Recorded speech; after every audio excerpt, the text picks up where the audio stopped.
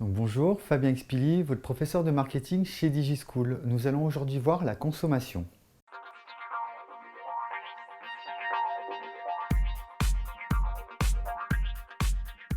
Alors donc qu'est-ce que la consommation? La consommation en fait, ça va être la façon dont le client va venir acheter dans vos magasins ou éventuellement dans vos entreprises. Donc en fait, on va voir que le client, il a une stratégie d'achat qui lui est propre en fonction de son expérience. Donc en fait, qu'est-ce qui va être important? Déjà dans un premier temps, ça va être que le client, en fait, il va avoir une motivation quand il vient acheter. Il va avoir une motivation qui va lui permettre d'aller soit dans l'acte d'achat, soit justement de ne pas acheter, soit d'attendre. Donc on va voir les différentes motivations, les éventuels freins et risques qui peuvent être liés à sa consommation.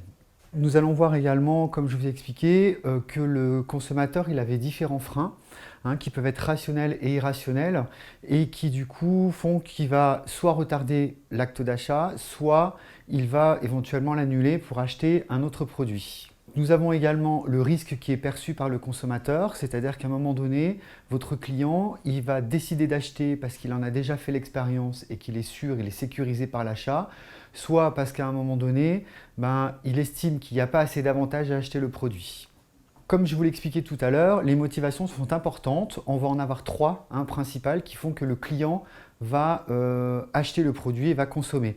La première, c'est la motivation hédoniste, donc en fait qui est basée sur la recherche du plaisir. Donc là, on va dire que c'est une recherche qui est personnelle, c'est-à-dire que par exemple, si vous décidez d'aller faire les magasins ou d'acheter un produit parce que vous en avez envie, là c'est le plaisir personnel en fait qui va être utilisé pour cette motivation-là.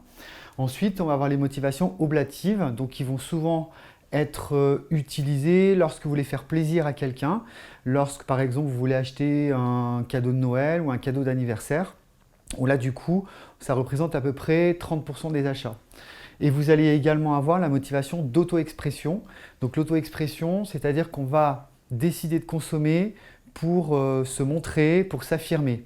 Donc par exemple, si jamais vous décidez d'acheter une voiture rouge, donc le rouge va signifier que peut-être vous voulez qu'on vous voit. Donc en fait, ces motivations-là sont aussi importantes.